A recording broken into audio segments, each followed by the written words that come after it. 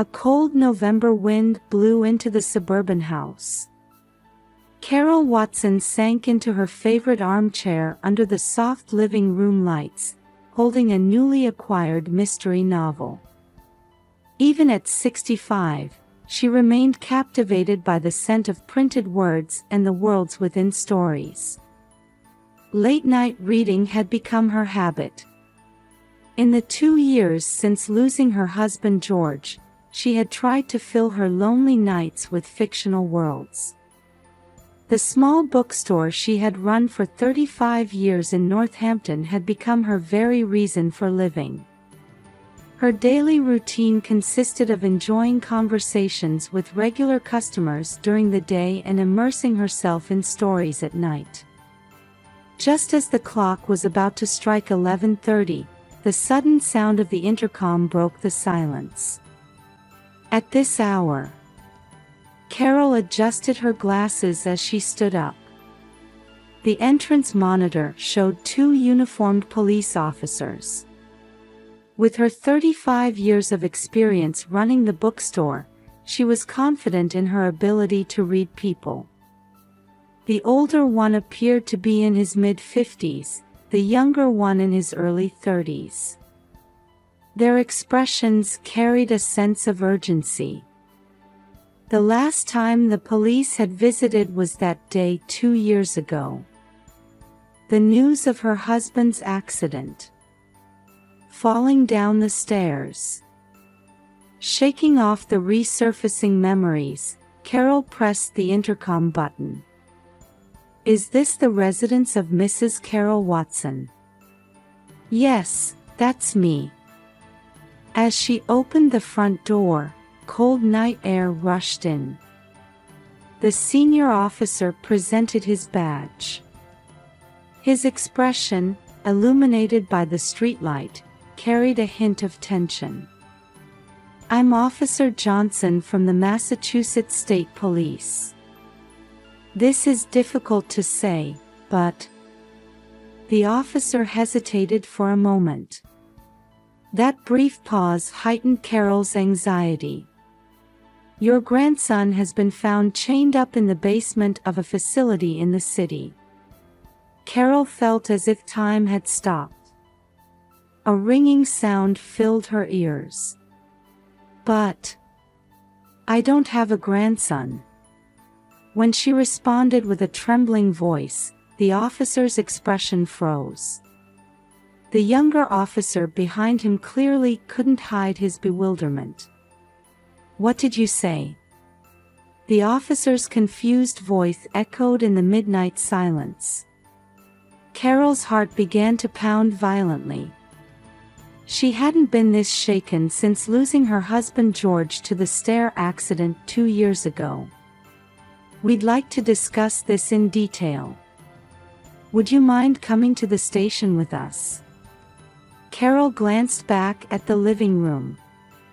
On the table lay the book, still open to the page she'd been reading, a cup of warm tea, and an unfinished knitted scarf. The peaceful everyday life that had existed just minutes ago suddenly felt like a distant world. "Please wait a moment. Let me get my coat." Her steps toward the upstairs bedroom felt unusually heavy. As she climbed the stairs, Carol thought about her son David.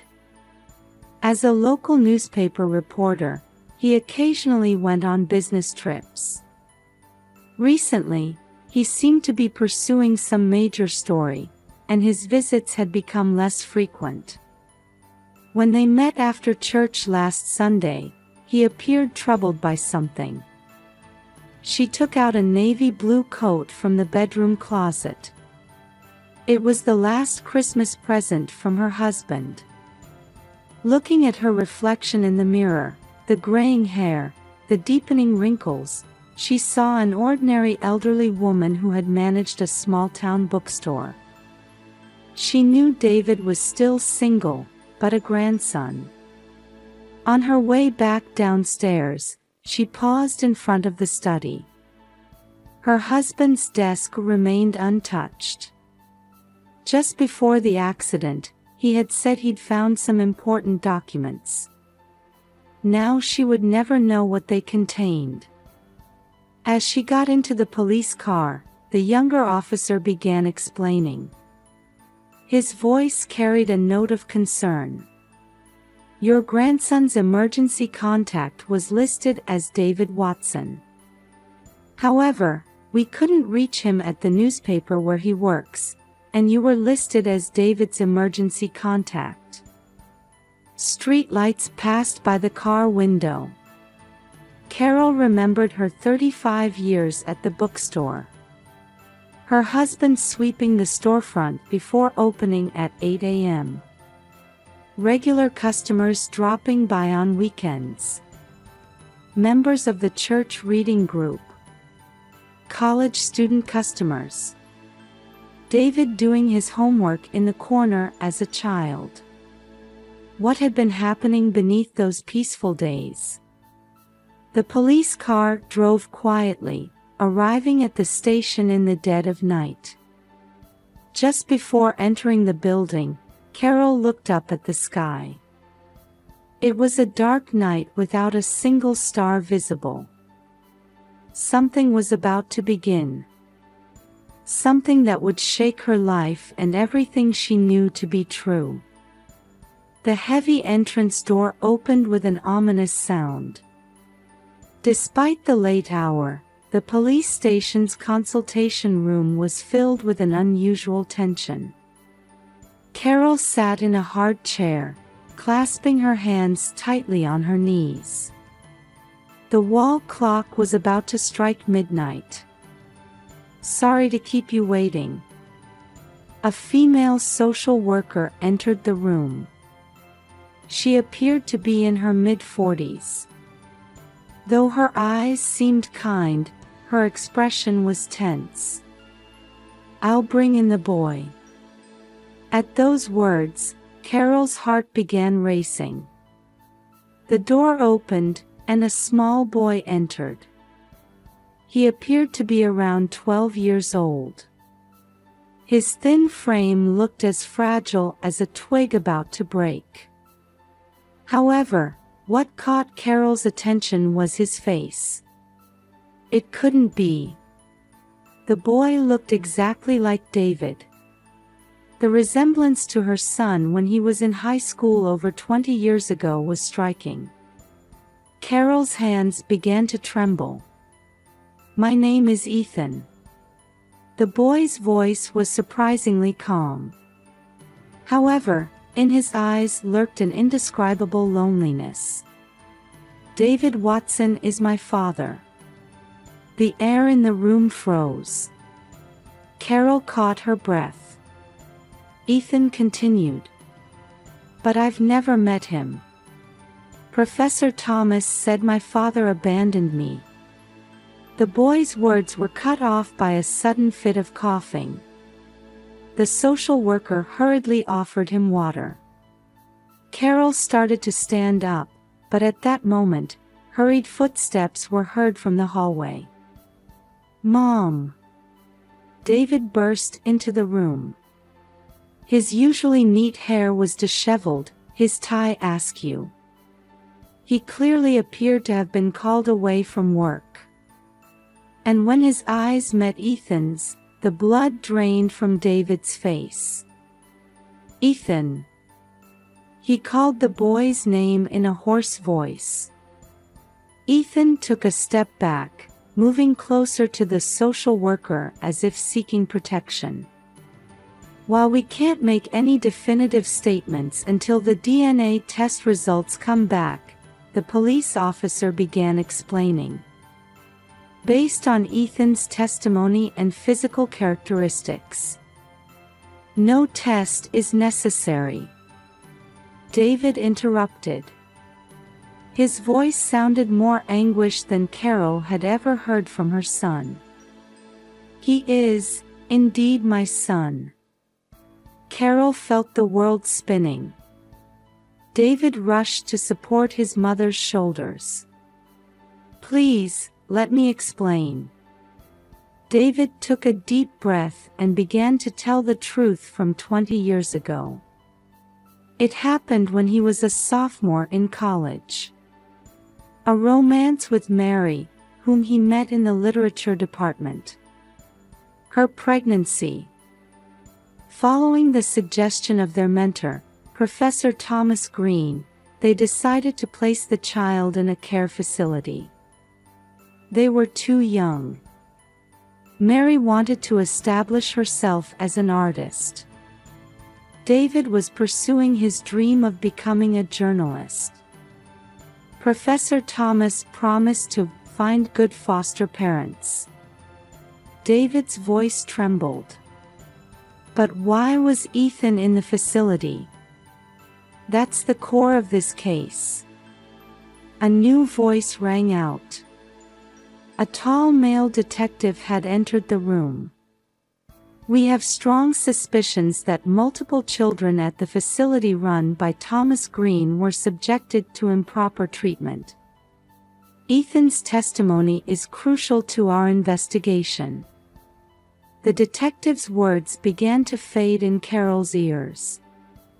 Various memories crossed her mind. The documents her husband had been examining before his death. Thomas's unnatural behavior when visiting the bookstore.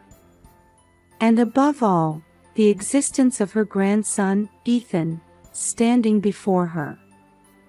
Suddenly, Ethan spoke in a small voice. "I've been to Grandma's store." Carol snapped back to attention. The boy continued. "I would secretly go there, to read Dad's articles in the newspaper." At those words, tears welled up in David's eyes. Carol quietly stood up and approached Ethan.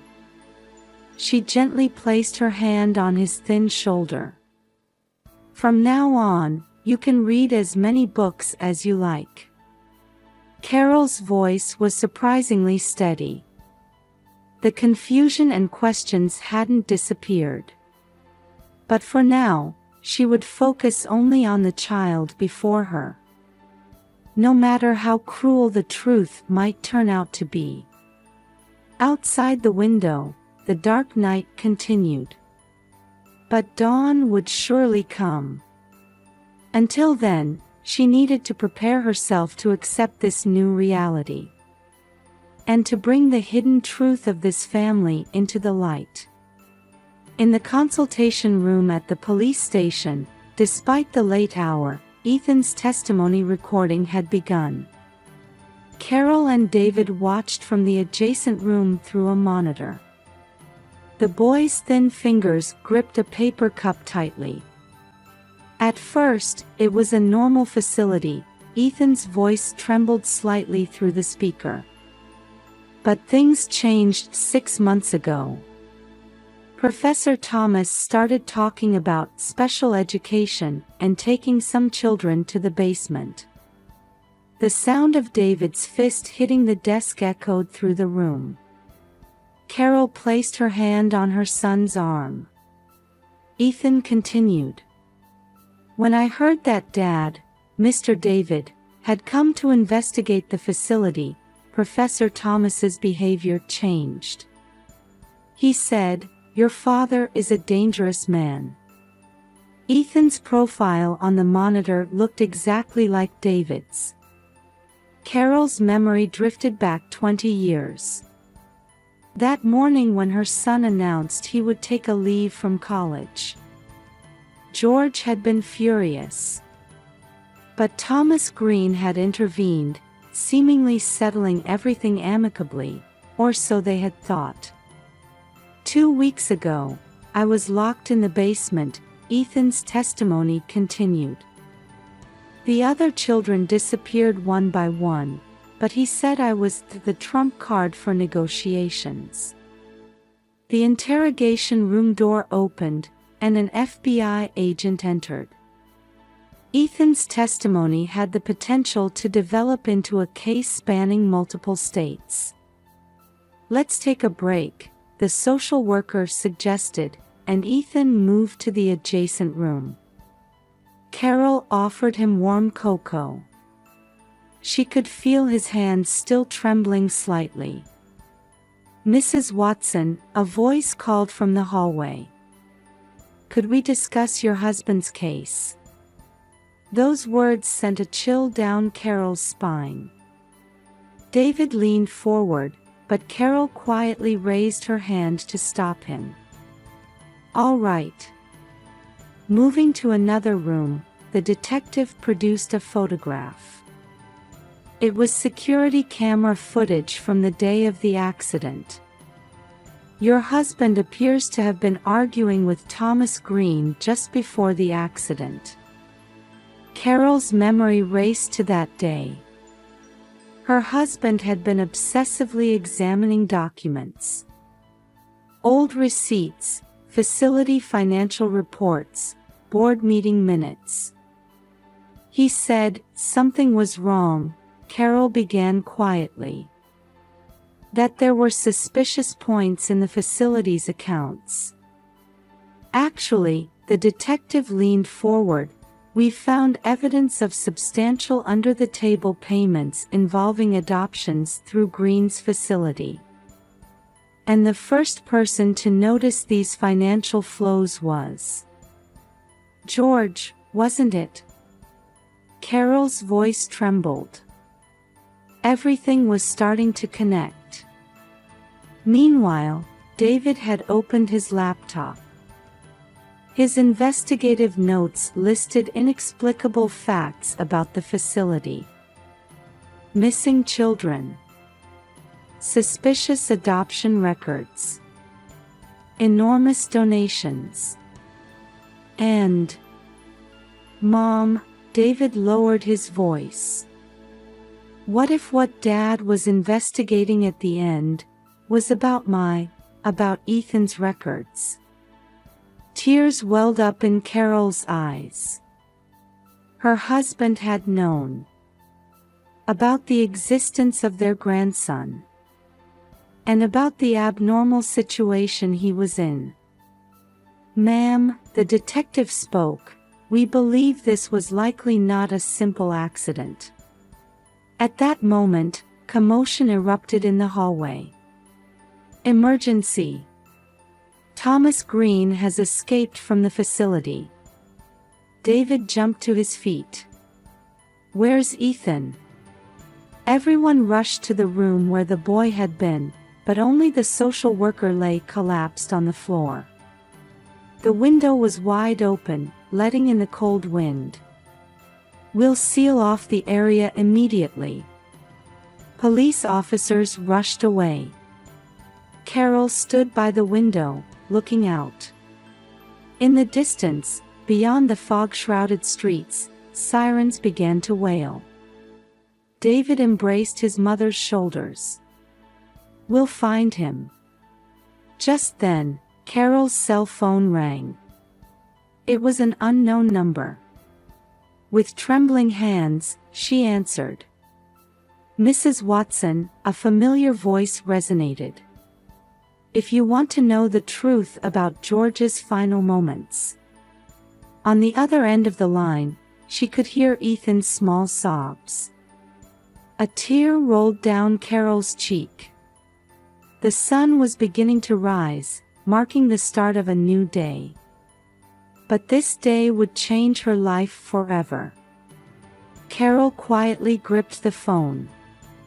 The truth: her husband had died trying to protect. And her grandson, who had just been taken away. She had to stand up to recover everything. The basement of Watson Books.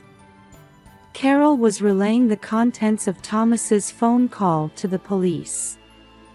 Memories from 20 years ago played in her mind like an old film.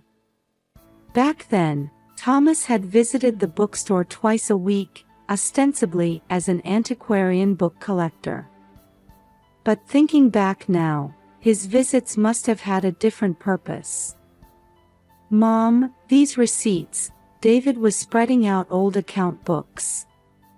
Having returned to the bookstore with police permission, They were desperately searching for clues her husband had left behind. From 1999 to 2004, regular sums of money every month. The receipts were made out to Green Educational Fund, an educational foundation established by Thomas. George was, Carol furrowed her brow, the accounting auditor for that foundation, wasn't he? Yes, her husband had also been a member of the city's Child Welfare Board. While in a supervisory position over Thomas's facility, why hadn't he noticed the fraud? Or perhaps... Let's check the back storage room. David stood up. The police forensics team had also arrived, and the search quietly began. As she descended the stairs to the storage room, Carol remembered a scene from 20 years ago. What a wonderful collection of rare books, Thomas had said while gazing at the shelves. A tall man with refined features, he was trusted by everyone as a university professor. This, he picked up a book, is a valuable first edition. That day, Thomas had unusually stayed late at the store, having a serious conversation with George. When Carol tried to approach, they abruptly ended their discussion. "Leave David's matter to me," Thomas had said before leaving. Shortly after, David returned to university, and everything seemed to have been resolved. "Mom, look at this," David's voice brought Carol back to the present. They had found an old safe in the back of the storage room. The combination. Carol took out her husband's notebook. On the last page was a meaningful sequence of numbers. 35-24-17. The safe opened with a heavy sound. Inside were a notebook, a USB drive, and... "This is," David picked up an envelope, "mine and Mary's." They were adoption papers from that time. However, the official institutional seals were clearly forged. "He knew everything, didn't he?" Carol's voice shook. Her husband had been gathering evidence of Thomas's fraud for years. And when he found the final piece of evidence... Just then, Carol's cell phone rang again. "Are you ready?" Thomas's voice echoed. "Let's discuss all the truth now." "Give Ethan back," Carol managed to force out the words. "Ah, he's fine. A clever boy. Looks just like David, doesn't he?" Ethan's voice could be heard in the background. "Grandma." George, Thomas's voice turned cold, stuck his nose where it didn't belong. "Just like David. You were involved in Dad's death. Come to the old church within 30 minutes with the notebook and USB drive. Just you. If you contact the police, I can't guarantee Ethan's safety." The line went dead. Carol took a deep breath. "Mom, it's dangerous." David tried to stop her. "We should call the police." "David," Carol looked quietly at her son. "We can't afford to lose anyone precious to us again." Mother and son faced each other in the dim storage room. The morning sun streaming through the window tinted the dusty air golden. Carol clutched her husband's notebook to her chest. This was the truth George had died trying to protect. And now, that truth was being demanded in exchange for her grandson's life. "I must go." Carol's voice was surprisingly steady. There was fear, but no more hesitation. Her husband's final homework. The time had come to solve it. David silently draped his mother's coat over her shoulders. Their shadows stretched long in the morning sun. The spire of the old church loomed faintly through the morning mist. St. Mary's Church, where Carol and George had married 35 years ago. Carol's footsteps echoed quietly through the now unused chapel.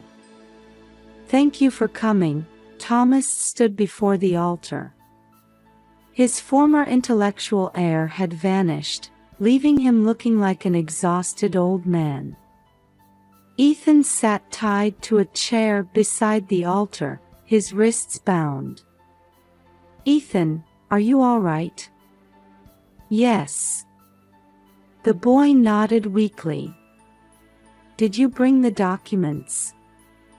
Carol quietly took the notebook and USB drive from her bag.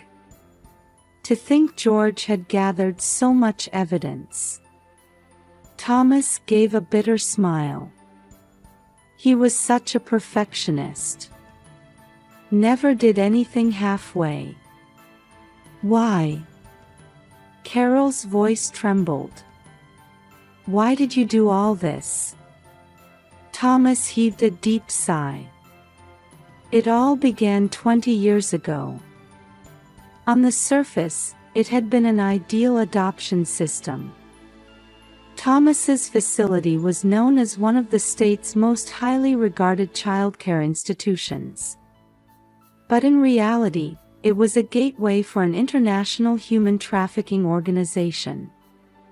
Children disappeared into the shadows under the pretext of special adoptions with wealthy foster parents.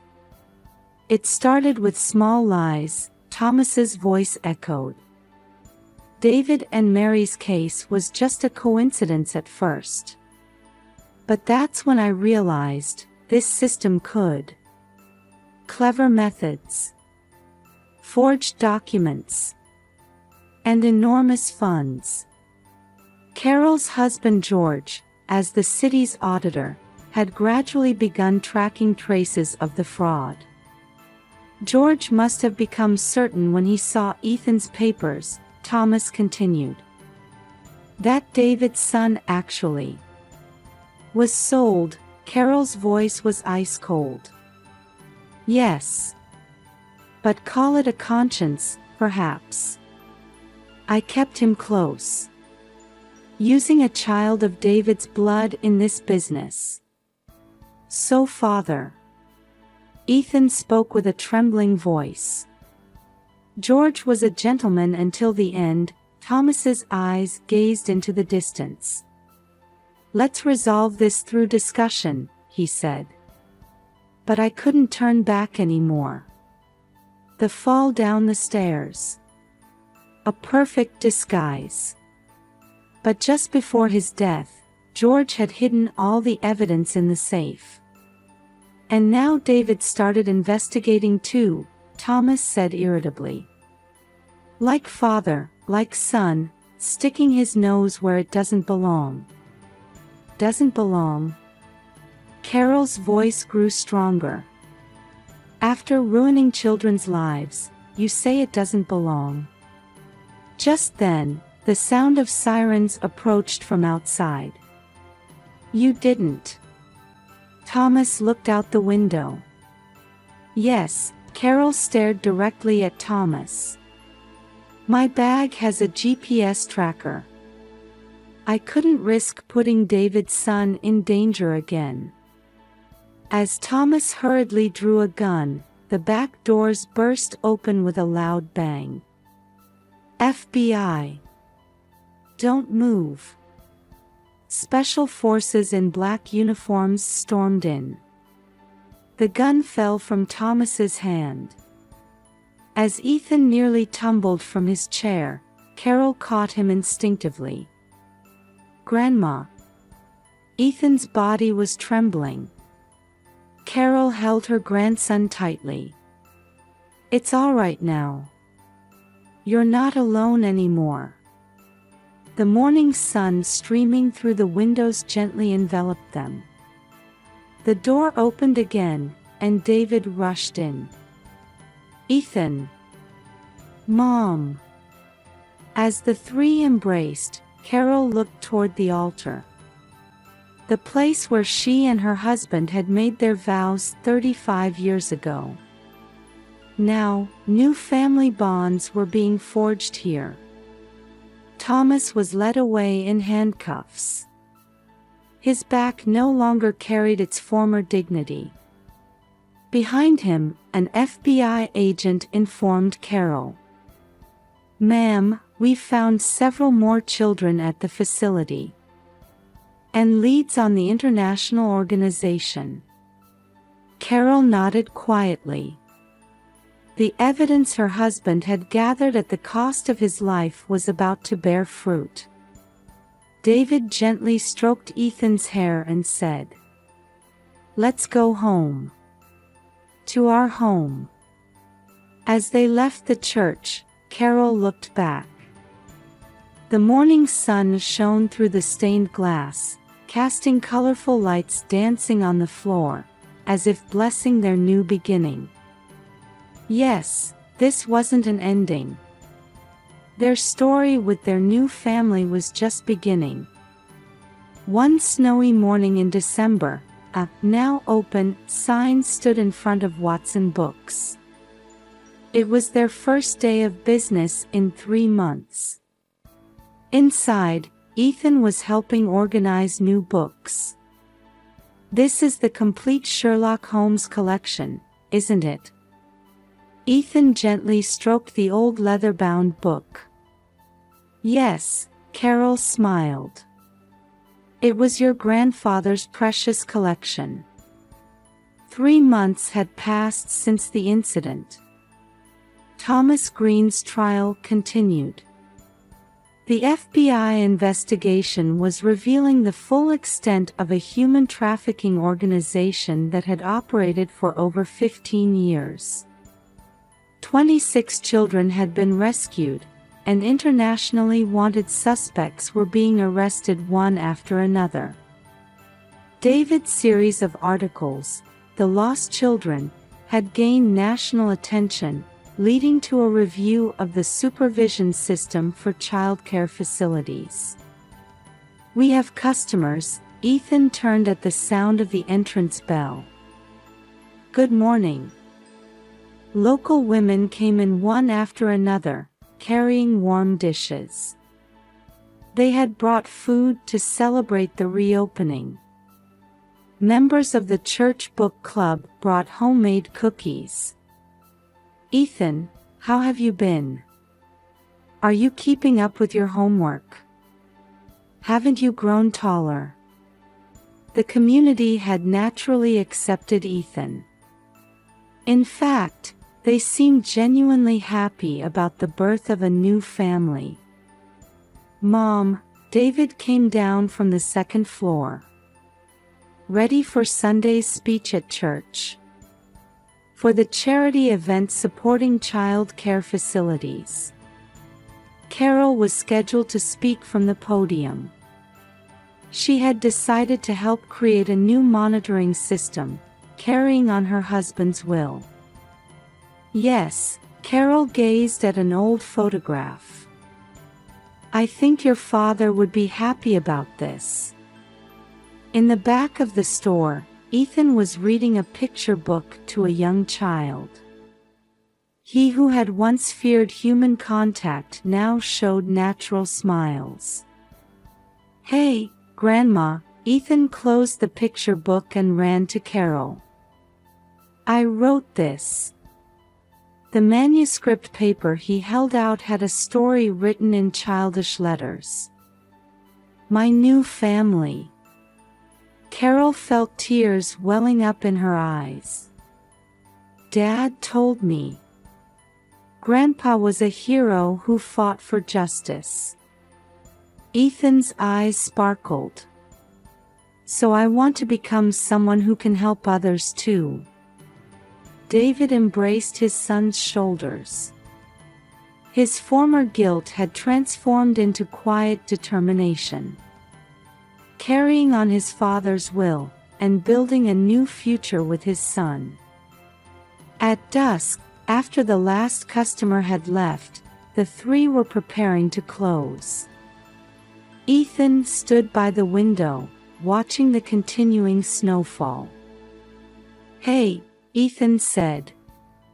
"Do you think this snow is a present from Grandpa in heaven?"